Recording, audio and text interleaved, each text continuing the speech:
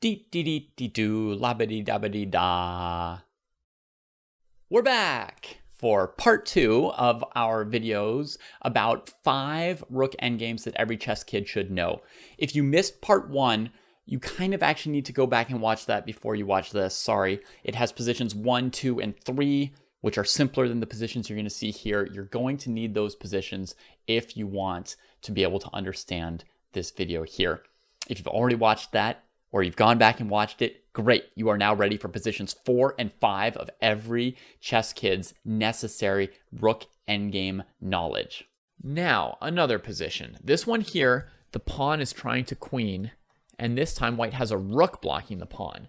And this position I want to use to show you a couple important different tactics that can happen. It's black's move here.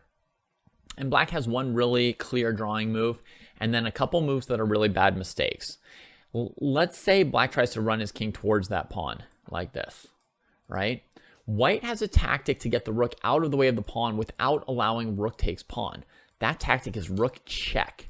The king is so busy getting out of check here, to any square, that white has time to queen. All right, so that means the king should not be anywhere out here where the rook can give a check on him, right? Unless he's already like on b6 or b7, where when you check him, he can just take the pawn. But anywhere else, you know, he really doesn't want to be sitting here. So the king could go back to the second row, right? That way, I'm still running towards this pawn, and if you check me, I eat you. Good deal for black. However, this reveals the second really, really important tactical theme with a pawn that's one step away from queening. This tactic. This tactic is devastating. You're threatening to advance the pawn and queen, but you also have a stylish skewer here, making a shish kebab of that king and rook. Yum, yum, yum. There's no good move for black in this position. Either they let the pawn queen or they let themselves get checked.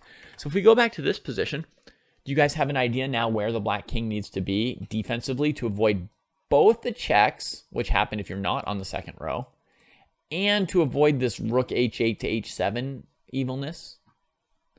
That's right, king g7 is the right defensive square. From here, the rook doesn't have room to get around behind you, and he doesn't have room to check you. Either way, you're just ready to capture him, and this rook will do its job. And this position here is actually a draw for black, because any rook move loses the pawn, and if the white king sort of comes over,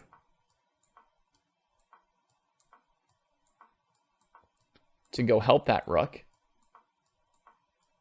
we just maintain good checking distance, and when he gets close enough to the pawn, now he's threatening to queen, right? If we move our king, sorry, that's a stupid move of the king because of rook h8. I'm going to show you good habits. If we keep our king in this corner where it should normally draw, we're now going to lose because the king's defending the pawn, so white is able to just move the rook out of the way.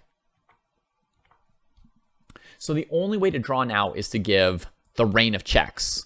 And the king can go where he wants to, but do you guys see any umbrellas around? See any bridges around? Didn't think so. So this way black maintains the draw. And it all requires black to know that there's only 2 squares that you can draw on with your king against this pawn. He's got tactics on basically every other square. Well, no, sorry. I mean, you can also draw if your king's this close. Sorry for leaving that out. So there's 6 squares basically where you can potentially draw against this pawn. But if you get to one of them, you've made it. You're safe. The 5th endgame that every chess kid should know for rooks is this. I put a lot of complicated pieces on the board. The idea I want you to learn here is how important rook activity can be in this endgame. So white is going to bring the rook down to the 7th rank.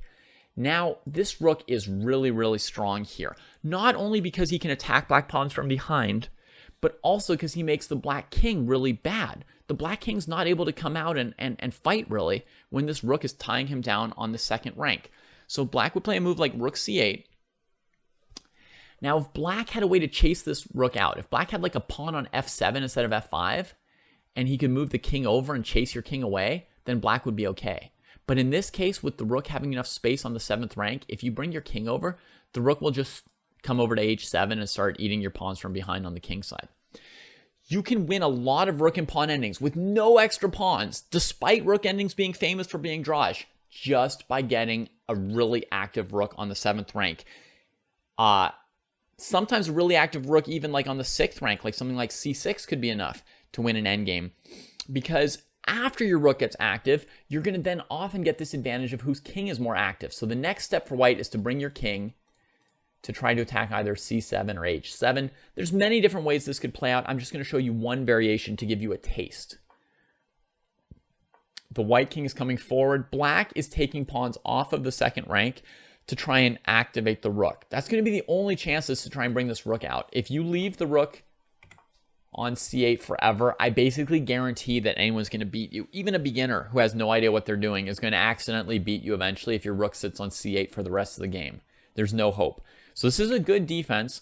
And if black had like 3 pawns on the queen side in a row like this, it would be even worse. But what they would have to do would be play a5, b6, and then either c6 or c5. Just slowly taking them all off of this row so they don't get munched, and then bring your rook out.